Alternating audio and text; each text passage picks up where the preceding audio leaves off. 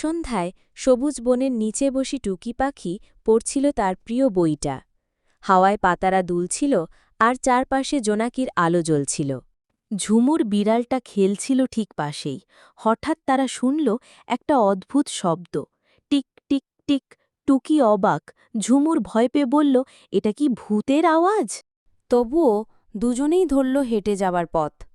জাদুর মতো আলো, রঙিন প্রজাপতি আর গাছের ফাঁকে ফাঁকে জলজলে ছত্রাক। তারা দেখতে পেল একটা পুরনো ঘড়ি গাছের নিচে পড়ে আছে। হঠাৎ ঘড়িটা নিজেই কথা বলল, আমার সময় চুরি হয়ে গেছে, কে ফিরিয়ে দেবে আমায়?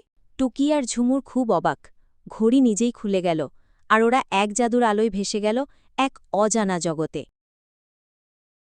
ঘড়ির ভেতরে তারা দেখতে পেল এক ঘুমন্ত পোকা, ঘুম পোকা, যার পাশে ছড়িয়ে ছিটিয়ে আছে ঘড়ির কাঁটা। টুকি গাইতে শুরু করল এক মিষ্টি গান। ঝুমুর কোমরে ঘুরে ঘুরে নাচল। ঘুম পোকা খুশি হয়ে জেগে উঠল আর বলল, এই নাও তোমাদের সময় ফেরত। ঘড়ি ঝকঝক করে উঠল, খুশি গলায় বলল, তোমরা সত্যিকারের সাহসী বন্ধু, ধন্যবাদ। টুকি আর ঝুমুর মিলে ফিরে এলো নিজেদের ঘরে, আর আকাশে ওদের জন্য হাত নাড়তে লাগল সেই ঘুমপোকা। সকালে সূর্য উঠল, ওরা দুইজন পাশাপাশি শুয়ে রইল, শান্ত আর খুশি।